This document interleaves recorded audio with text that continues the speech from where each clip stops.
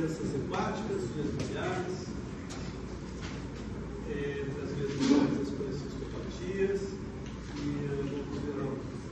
pancreatopatia aguda e o carcinoma hepatocelular, os temas da segundo módulo. É um módulo que tem uma característica muito regional em termos de prevalência. A gente está numa das áreas mais importantes do mundo em relação às doenças hepáticas e comparativamente com as doenças de demais segmentos do aparelho digestivo, em termos de população geral, ela realmente é um pouco abaixo dos quadros abdominais, pépticos e entéricos, mas as doenças hepáticas e vias biliares na região são significativas em termos de prevalência. E aqui a gente vê uma situação. Oi?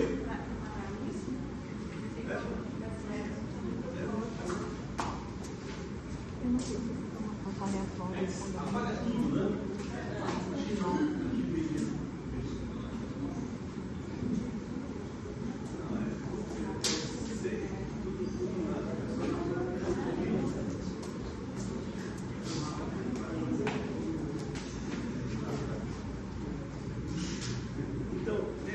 Esse mapa é um mapa que envolve toda a parte da Amazônia, região norte, né? E chama a atenção, a gente colocou aqui para vocês se localizarem o quanto é relevante em termos da apresentação de 3 agentes etiológicos importantes com relação às doenças hepáticas, agudas e crônicas.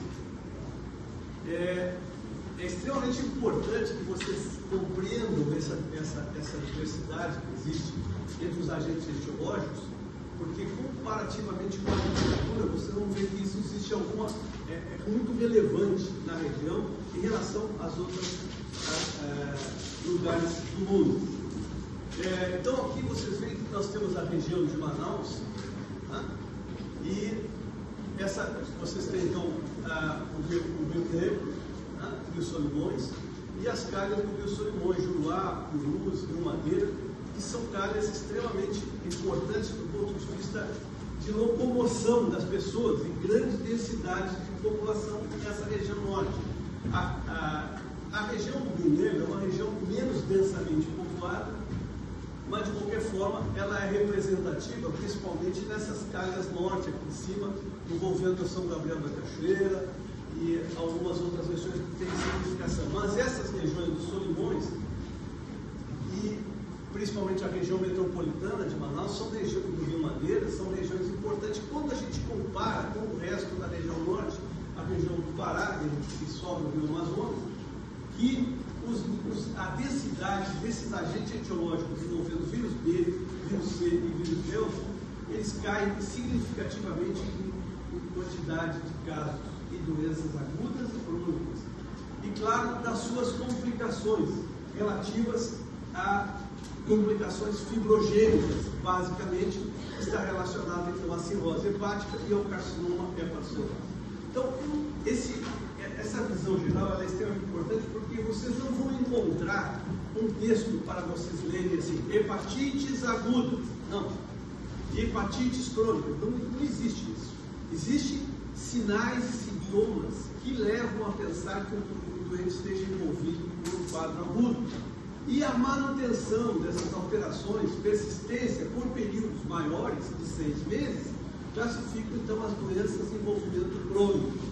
E aí vai caracterizar uma ou outra de acordo com o seu agente etiológico. O mundo vive atualmente uma epidemia de obesidade e de diabetes, e isso tem significativamente aumentado o número de doentes hepáticos com relação ao metabolismo da gordura. Então, a doença hepática gordurosa não alcoólica é hoje, no mundo, talvez a causa mais frequente de transplante hepático em pacientes, população geral acima de idade adulta. Então, esse é um outro agente etiológico que não está incluído aqui e que também é significativo. É preciso lembrar que doença hepática gordurosa não alcoólica é uma característica também muito característica de hispânicos e da região região dos latinos e é mais incidente. Aqui tem mais incidência de depósito de gordura dentro do fígado, associado ou não à obesidade e à síndrome metabólica. Então, seria colocar aqui um 4 agente etiológico, a doença hepática gordurosa não alcoólica, que também é significativo. E envolve tanto doenças hepáticas do ponto de vista crônico e doenças das vias biliares, mais representante a cólica biliar ou a colecistite aguda provocada por litíase biliar, que também é importante nessa região latino-americanos e entre a população de obesos. Então, essa visão geral é importante para que vocês entendam que o mais significativo aqui é a gente colher um bom relato clínico desse paciente para nos direcionar frente às situações. Faltou só colocar aqui, envolvendo um outro agente importante que é muito conhecido de todos nós, que é a bebida alcoólica. E as drogas, em geral, também são agentes bastante comuns de doenças hepáticas agudas e crônicas e suas complicações inerentes à fibrose hepática, cirrose e carcinoma hepatocelular. Então, sempre nessa ordem. Eu não falei de uma doença especificamente, uma doença aguda, de características extremamente graves, que a gente costuma falar de aguda liver failure, ou falha hepática, ou insuficiência hepática aguda, grave, que é uma doença incomum, cerca de 1% entre os vírus hepatotrópicos, e também causa doença aguda e aguda grave, e com uma alta prevalência de mortalidade, em cerca de 70% a 80%. Então, isso no mundo todo. E, caracteristicamente, envolvendo seus principais agentes etiológicos, que também estão relacionados aos vírus hepatotrópicos. O vírus B, o delta e o próprio vírus A. Embora o vírus C esteja menos associado à doença aguda fulminante. Então, essa introdução é importante para vocês terem em conta de que um bom relato, uma boa história clínica é fundamental. Então, lembrando das características demográficas que representam a etiologia, aqui é importante também falar nesses dados, porque isso eu estou chamando atenção, porque a maior parte do diagnóstico de primeira linha e investigação da primeira linha vai depender disso aqui. Né? E às vezes a gente não toma esse cuidado e passa a pedir exames. Os exames, em geral, quando se associam a essa situação, eles são difíceis de fazer diagnóstico diferencial no primeiro momento. E exames etiológicos, às vezes, demoram. E vocês têm que tomar condutas, às vezes, mais importantes para saber se vocês estão à frente de um quadro agudo, a quadro crônico, um crônico descompensado ou uma aguda grave, no caso de uma doença fulminante. Está claro essa introdução que eu estou querendo dar para vocês, todos entenderem? Então, é fundamental vocês terem essas informações aqui reduzidas, dados demográficos, idade, sexo, profissão, se o sujeito, e principalmente onde nasceu e onde mora. É muito comum a gente perguntar onde você nasceu, é no Amazonas. E aí, onde nasceu? Não, eu nasci lá no Juruá, mas gente, pequenininho, já agora mora em Manaus há 50 anos. É uma situação. Agora, o sujeito que nasceu no Juruá e mora no Juruá, ele é um representante importante, porque se ele teve contato com algum daqueles agentes virais que estão relacionados à doença crônica, a persistência em contato em área de risco aumenta a chance de haver, digamos assim, complicações relativas àquela infecção inicial. Não basta só, eu entrei em contato, fiquei com o vírus B. Se eu permanecer na área de maior endemicidade, eu tenho maior risco de desenvolver complicações do que aquele que saiu de lá, apesar de já ter sido infectado, e veio para uma outra região. Parece, e isso não está claro, que isso estaria relacionado a fatores sinérgicos da região. Se a gente olhar essa região ela é muito imatura ainda no seu desenvolvimento. São áreas de situações ambientais problemáticas, né? Pessoas habitando junto com comunidades indígenas, pessoas vindo de outros locais e ambiente alimentar não adequado, complicado com tóxicos ambientais, mercúrio, fungos e outras situações que poderiam, de certa forma, criar sinergismo para essas doenças, digamos assim, hepatotrópicas, que eu digo, que têm características de se desenvolver desenvolver e se replicar, no caso dos vírus, nos tecidos do fígado, nas células do fígado. E isso criaria um sinergismo, aumentaria a replicação viral, e isso poderia, ao tempo, potenciar gravidade e cronicidade, ou mesmo desenvolvimento de doenças graves agudas fulminantes. Então, volto a salientar, então a gente vai passar esses outros dados aqui. Como iniciou o relato clínico adequado, aparição, tipo, intensidade dos sintomas, localização dos sintomas, dores, relacionar bem essas dores, estão relacionadas ao trato gastrointestinal ou não, né? E se tem um histórico de comorbidades associados, pressão alta, diabetes, principalmente, e outras situações importantes se fazem uso de alguma medicação. O brasileiro, e é muito relacionado com medicamento, porque na maioria dessas comunidades eles têm muito pouco acesso a médicos, e eles usam medicamentos, chás caseiros, ervas, e elas todas têm algum potencial tóxico e hepatotóxico, que de certa forma poderia estar relacionado a um quadro possível de doença hepática. Lembrando que os principais sintomas e sinais que estariam chamando a atenção para uma doença de vias hepáticas, hepática e biliares e doenças pancreáticas, não é diferente das doenças do abdômen superior, dor, plenitude, baixamento, astenia é um aspecto importante, muito relacionado à doença crônica, a sensação de cansaço fácil, mediante ao esforço habitual, que antes não tinha, agora tem, e às vezes surgimento de olhos amarelos, ou urina escura e as fezes claras. Isso lembrando um quadro que chama a atenção para quadros agudos descompensados.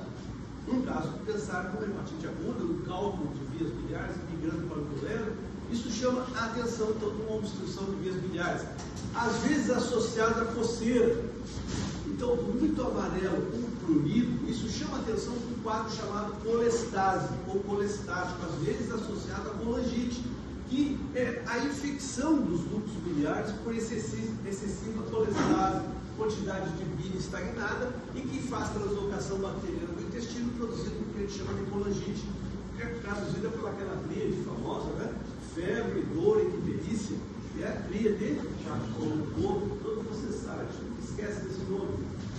Então, isso é importante porque faz parte dos sinais e sintomas dessa região de doenças hepáticas e biliares. Elas podem acontecer em doenças relacionadas a cálculo, muito frequentemente, mas pode ser uma neoplasia de vias biliares, ou mesmo de fígado.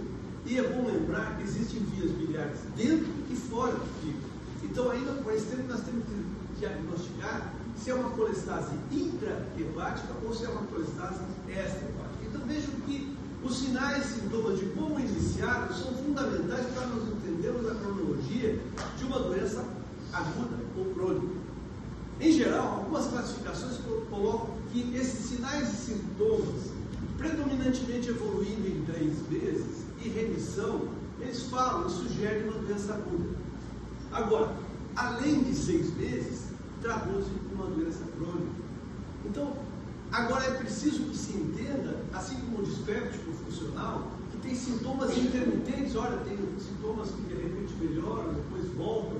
Isso às vezes cria essa situação, e lembre que isso pode estar relacionado com uma doença que já foi aguda de alguma forma e não teve uma evolução satisfatória. Então toda hepatite aguda eventualmente pode evoluir para uma doença crônica, com algumas exceções, principalmente envolvendo o vírus da hepatite A, que em geral produz doença aguda benigna, não produz doença crônica, mas que em algumas situações pode evoluir em torno de 1% a doença fulminante, quando associada a algumas situações ambientais, desnutrição, usuário de drogas, retrovirose, ou com infecção com outros vírus, além do HIV, vírus B, C, Delta, vírus E, que também pode propiciar um desenvolvimento de uma hepatite aguda que era inicialmente benigna, titular, e que tem uma evolução para doenças fulminantes. Então, esses dados são todos importantes. Saber se bebe, fuma, mora com quem, vive com quem, trabalha, estuda, o que faz, como é que é seu dia a dia, qual é o ambiente habitacional,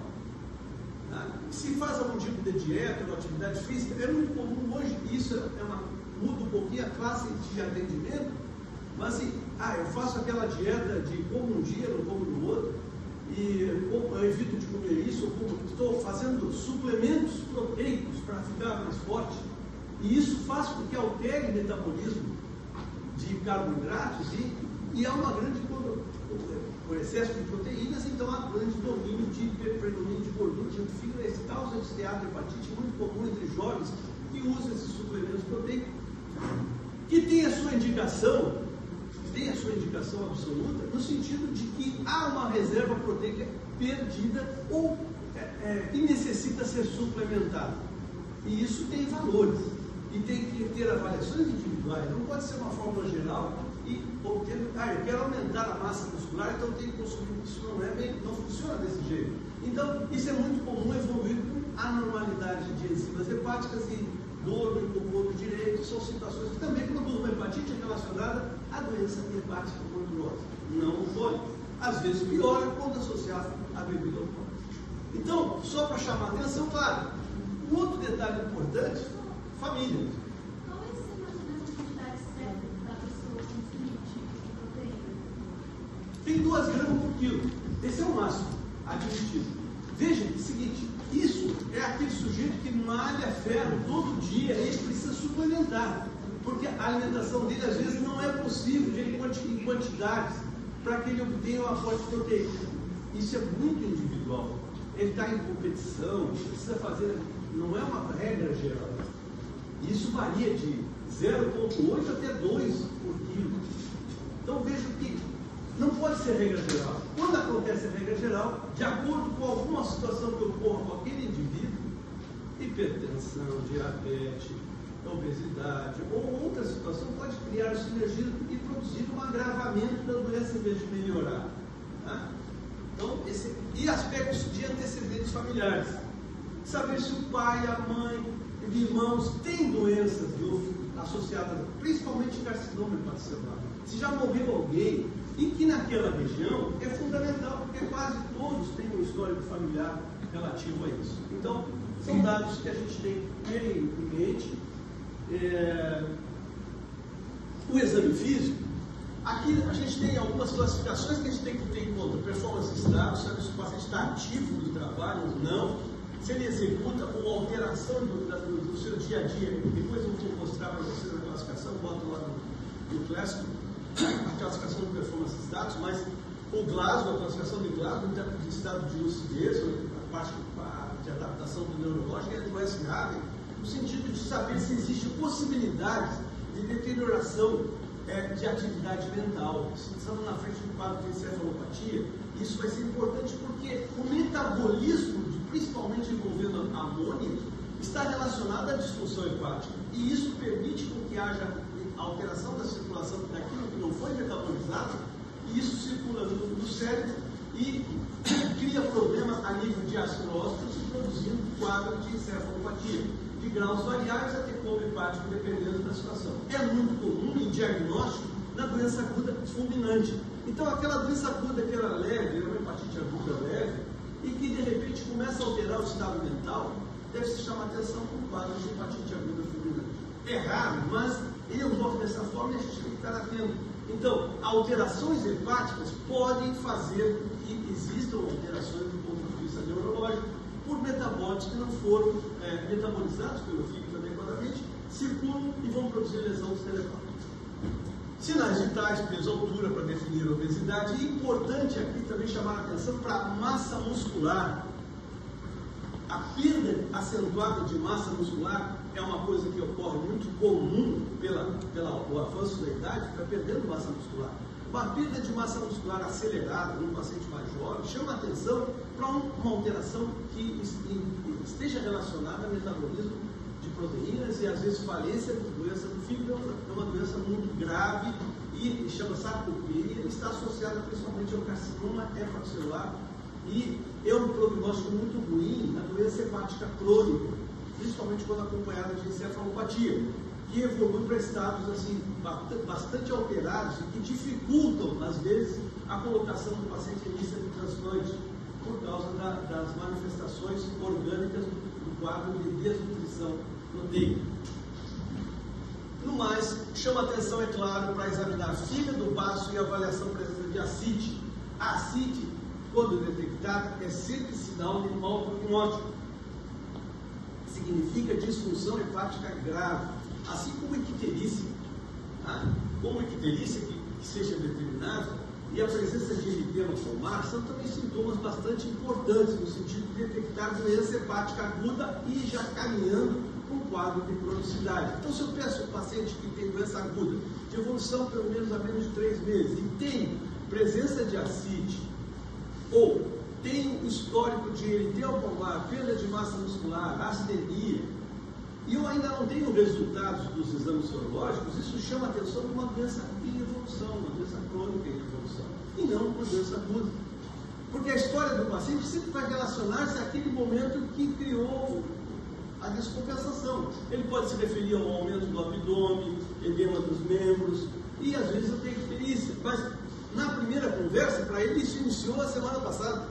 Mas se começar a questionar, não, isso desde o final do ano passado, lá quando eu tomei a última bebedeira da vida e tal, isso aconteceu, depois eu parei de beber. Aí o sujeito sempre para de beber. Por que para de beber? Para de beber porque estava se sentindo mal. Lembrando que a gente, quando bebe, a gente não bebe para passar mal, a gente bebe para passar bem, melhor, sentir-se mais animado, fazer festa, ficar falando muito. É por isso que a gente bebe. Agora, quando a gente para de beber, é porque alguma coisa, não é porque a mulher, o cara ficou enchendo o saco, não, ou os amigos, né? Sei lá, mas ele para porque também não anda se sentindo bem. Isso é coisa de alcoólatras anônimos, é muito comum. Essa é a principal determinação de que a bebida alcoólica estava fazendo mal e ele parou de beber. Algumas pessoas que bebem muito, eles têm até um dia lá que eles dão uma parada. Hoje é o dia de... Como é que chama? Não lembro o nome, mas é um dia que ele para de beber para se recuperar.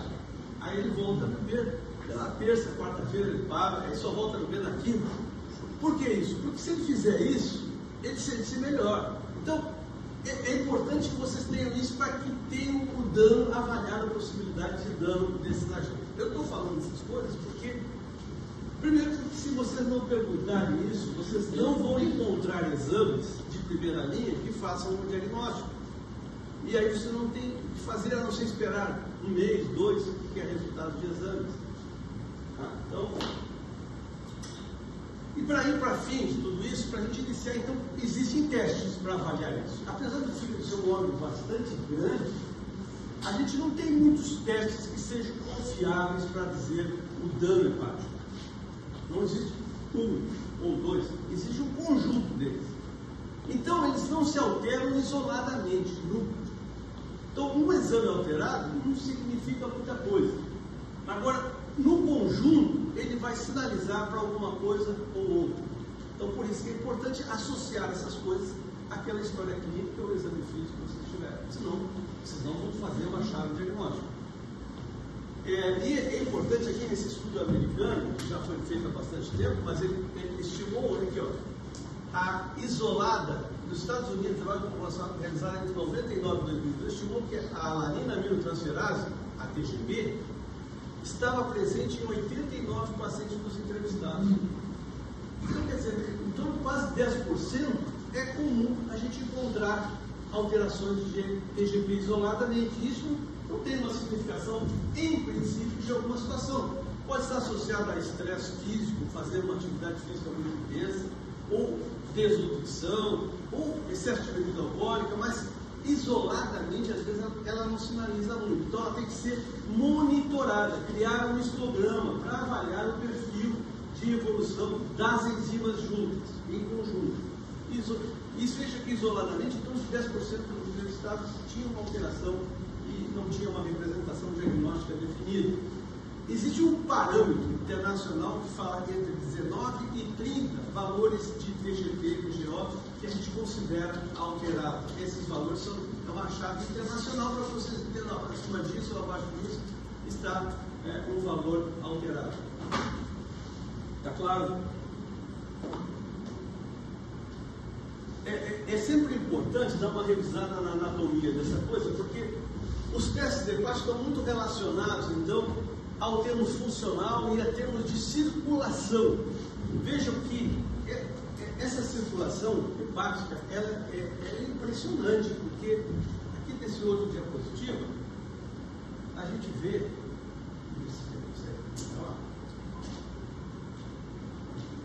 na intimidade do sinusoide. O que acontece? Veja aqui, os hepatócitos, tá? As células estreladas chamado espaço dedício, que é o espaço entre o hepatócito e o sinusoide. Os sinusoides são anatomicamente fenestrados para permitir as trocas.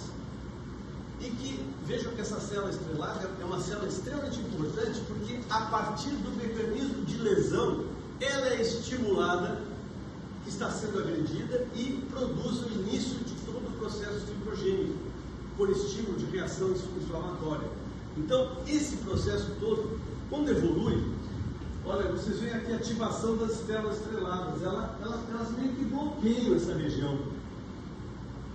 E, obviamente, existe uma constrição dos sinusoides para impedir que o agente lesivo, ou seja, o que for que esteja provocando a lesão dos hepatócitos, dê início.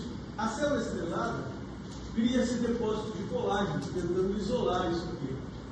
Isso cria, veja, nós estamos falando de um processo final, que chama cirrose. Então, cirrose é um processo terminal, que começou com uma lesão, a nível daquele espaço dedício, estimulando as células estreladas, em processo evoluído durante 10, 20 anos, depende do agente etiológico.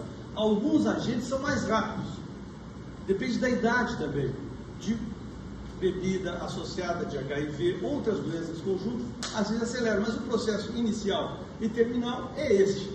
Então temos o processo inicial de uma lesão, qualquer uma, agente etiológico, tem agentes que, por exemplo, se eu ligar inadvertidamente numa cirurgia, ligar as vias biliares, o colédoco, eu vou produzir uma colestase intensa e lesão de bile dos hepatócitos, porque teve uma obstrução do ducto biliar. Isso vai provocar uma icterícia, uma colangite, um quadro grave, e que, se não for resolvido, rapidamente vai evoluir para o quadro de cirrose biliar.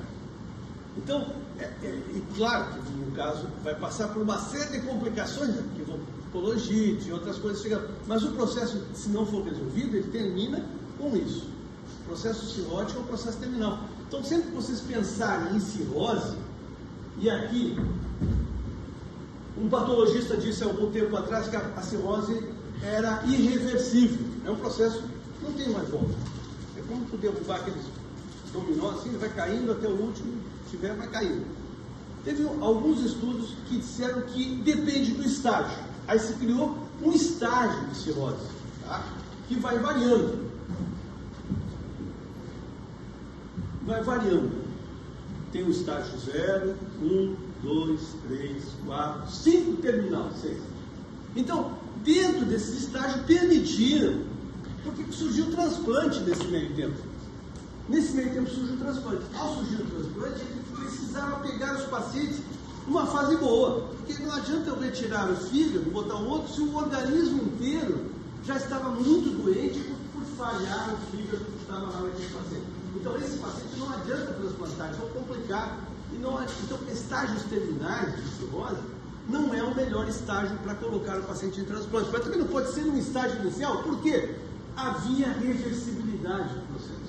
E aí depende do agente etiológico, que a gente tem que determinar. Tem um tempo para fazer isso, tratar, fazer alguma coisa, para impedir que o processo se termine. Entenderam isso? Esse mecanismo é fundamental, que entendo, e a chave é esse diapositivo que mostra. Então vejam que terapias ideais seriam terapias que abolissem o processo fibrogênico que determina a célula estrelada a se ativar. Mas lembra que isso aqui é um mecanismo de defesa, né? E isso aqui é produzido quimicamente por alteração de constrição, por ação de óxido nítrico, e isso cria uma vasodilatação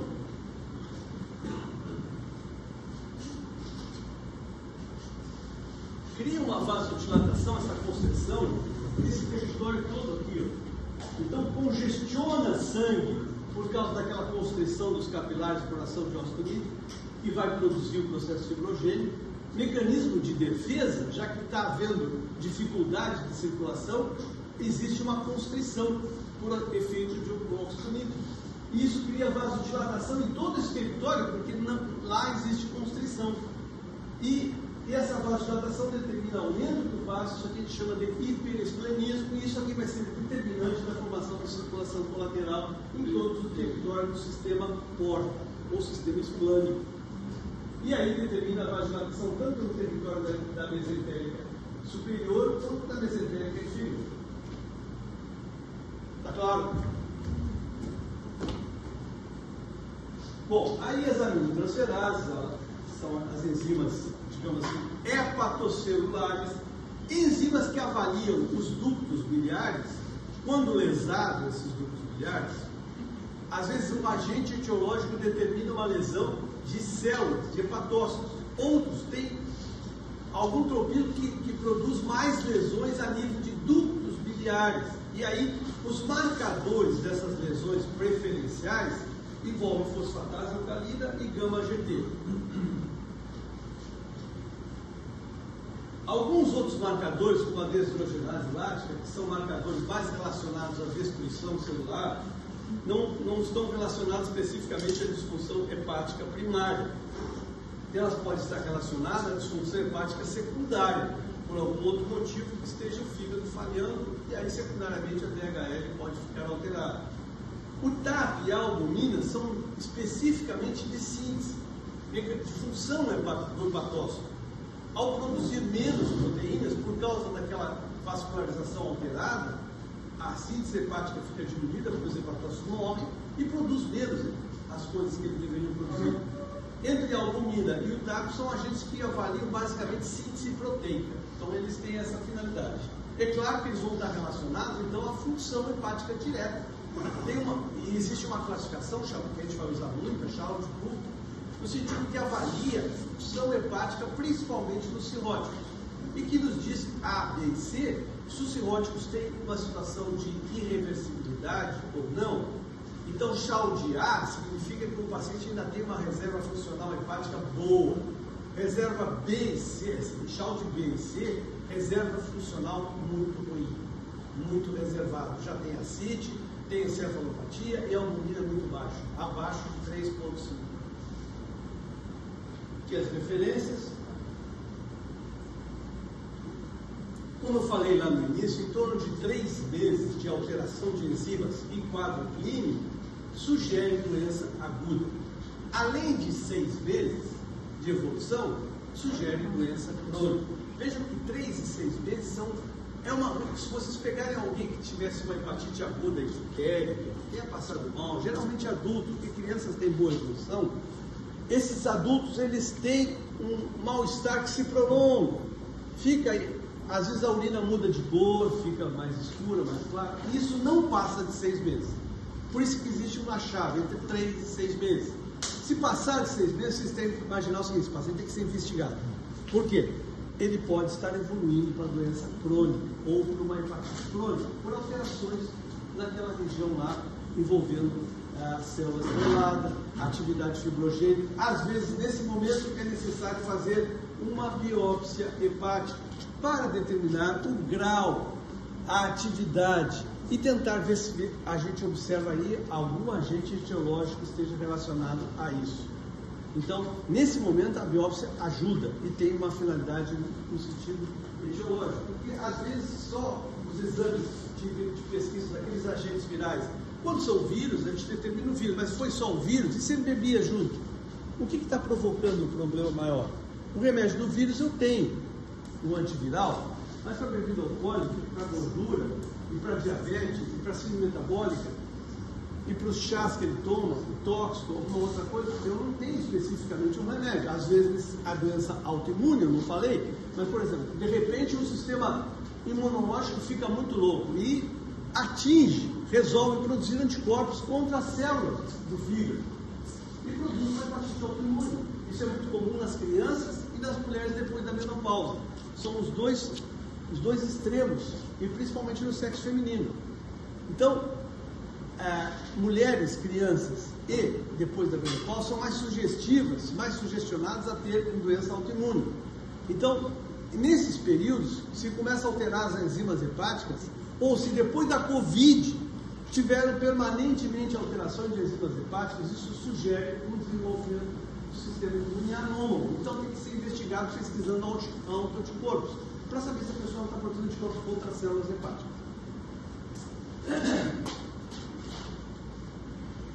Então existe, de acordo com os exames, no conjunto, enzimas TGO-TGP ou fosfatase gama-GT predominando no quadro.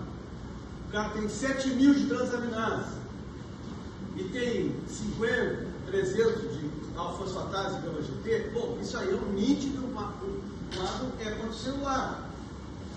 O padrão colestático é quando tem determinante da fosfatase gama-GT e também, às vezes, as bilirrubinas estão muito altas, direto. Veja que as bilirrubinas, elas podem estar alteradas ou não. O sujeito pode estar ictérico ou não. Não é uma obrigatoriedade de que tem hepatite, tem icterícia, às vezes não, e na maioria das vezes não. A icterícia é muito decorrente da instalação do processo, da destruição dos hepatócitos em quantidade rápida e às vezes associada a outros problemas, dependendo do agente etiológico. Tem alguns tipos de vírus, o vírus A, em adultos, ele tem uma característica de ser colestático. Ele produz mais lesões dos ductos biliares. E aí eleva as bilirrubinas, fosfatase e gama-GT, também eleva as transaminases. Mas ele tem essa característica de ser colestático. É uma característica do vírus A quando atinge adultos. Agora, recentemente, em São Paulo, está havendo um quadro surto de casos de hepatite aguda do tipo A em adolescentes e adultos jovens. Por que isso? Às vezes é uma quebra vacinal. As pessoas não foram vacinadas para hepatite A. E estão sendo expostas. Às vezes o saneamento foi desleixado, alguma coisa, a água não foi clorada, e aí, que é o veículo de mais contágio, é através das fezes contaminadas, e aí passa para os indivíduos, por via fecal oral. A relação sexual pode ser alvo dos vírus de hepatite A, mas não é comum. Não é tão comum. Mais comum, às vezes, tratamentos de outros. A viremia pode ocorrer no vírus A, B, C, delta. Mas assim, é mais característica de vírus chamados parenterais, B, C, delta, a gente vai ver isso normalmente. Mas talvez isso explique por que está havendo esse surto agora em São Paulo, de vírus A, que é uma doença que é mais frequente acontecer em áreas subdesenvolvidas, principalmente em crianças. Em torno da idade escolar, cerca de 30% já foram contaminados. Então, a hepatite A tem uma vacina. E parece que agora o SUS já colocou no sistema a vacina para hepatite A. Então, crianças têm que ser vacinadas e adultos que nunca tiveram contato com o vírus A, aí vai se depois fazer um exame sorológico. Se ele não tem anticorpo protetor para o vírus A, ele tem que fazer a vacina da hepatite A. Principalmente, são os contatos com a área de saúde, médico, dentista, enfermeiro, eles são importantes para ser vacinados. Então, os padrões da normalidade, existe um valor aqui que determina matematicamente se a lesão é colestática ou celular, que é o chamado o fator R, que vai determinar. É uma fórmula que diz, então, para a gente poder determinar de acordo com o valor da LD e a alteração de fosfatase alcalina.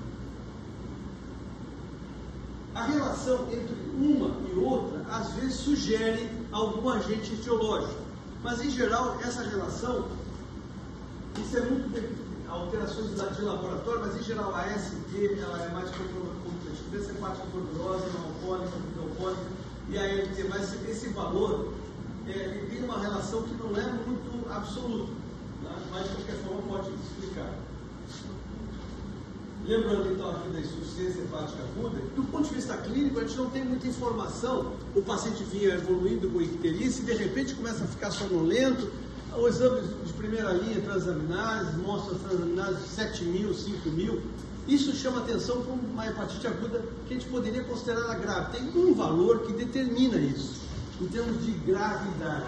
Não é fulminante ainda, porque o paciente está lúcido e orientado. Eu peço o TAP em geral, se for maior que 1,5, ele é, o RNI maior que 1,5, ele é significativo para começar a pensar em hepatite aguda fulminante. Isso é raro, mas pode ocorrer. Lembrem que existem síndromes ictéricas que têm várias etiologias e não relacionadas específicas, como a malária grave, falcíparo, um caso de toxoplasmose recentemente tivemos, com uma lesão hepática aguda. São chamados vírus exóticos ou parasitas exóticos que produzem quadros agudos envolvendo o fígado. Envolve sistemicamente o indivíduo, às vezes tem febre, tem outras alterações compatíveis com outros quadros infecciosos, uma sepse, uma cirurgia pós-operatória pode complicar com lesão hepática. 1.5, associada à alteração de lucidez, chama atenção para a doença aguda grave, que pode ter uma etiologia diversa, não necessariamente só vírus de hepatite, mas os exemplos que eu dei, por exemplo, um quadro colestático grave pode evoluir para a situação de hepatite aguda, né? Por obstrução das vias biliares, um cálculo, uma sepse, uma malária grave, ou outras doenças infecciosas também pode cursar com quadro agudo. A dengue, eventualmente situações de gravidade, também envolve a participação do fígado. Não tem uma característica de destruição hepatocelular, mas se associa ao componente colestático e dando as alterações do sistema de lucidez. E isso interpreta-se como uma encefalopatia e uma doença hepática aguda grave. Tem bastante assunto, né? Bom, ei. Essa encefalopatia que o senhor falou, no caso, é o que eles colocam na tela tempo, a gente, por exemplo, na tela de games, eles falam do baixamento do sensório, da hipotensão, da... Veja, vocês estão tendo manifestações de choque, sepsemia, alteração. Se eu tiver nesse quadro de alteração hemodinâmica associada a um envolvimento hepatocelular colestático, ou seja, fosfatase gama GT transaminases alteradas, às vezes bilirrubinas, eu tenho que obrigatoriamente pensar que eu estou tendo uma complicação hepática aguda grave, que pode ter originado de uma hepatite ou de uma outra doença sistêmica, que tenha envolvido o fígado secundariamente, um pós-operatório, uma gravidez. Pode acontecer essas situações envolvendo. Então, o que chama atenção para a gravidade é o RNI acima de 1.5, que é a alteração do sensório. Você não tem a classificação do S grave, que vai evoluir, às vezes, o flap, alteração de resposta. Eu vou mostrar essa classificação para vocês, mas isso chama atenção. Então, vejam, história clínica e exame laboratorial, às vezes, não tem muitos dados. Vai depender muito do estado de evolução do processo e outras comorbidades.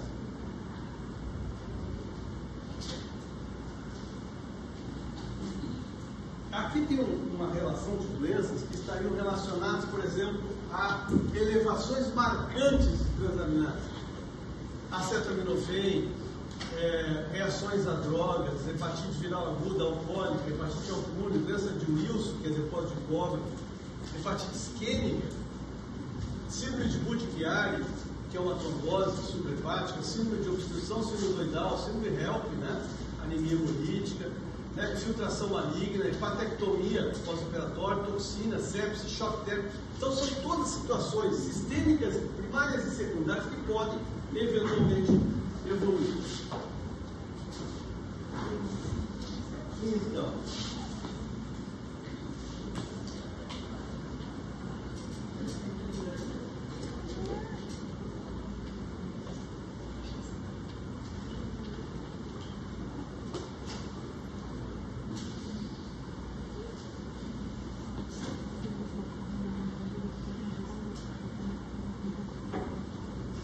Então, dessa história clínica, exames físicos e os exames complementares primários são esses. E foi estabelecido. Depois nós vamos voltar a complementar isso aí e iniciar sempre individualmente. Alguma pergunta? E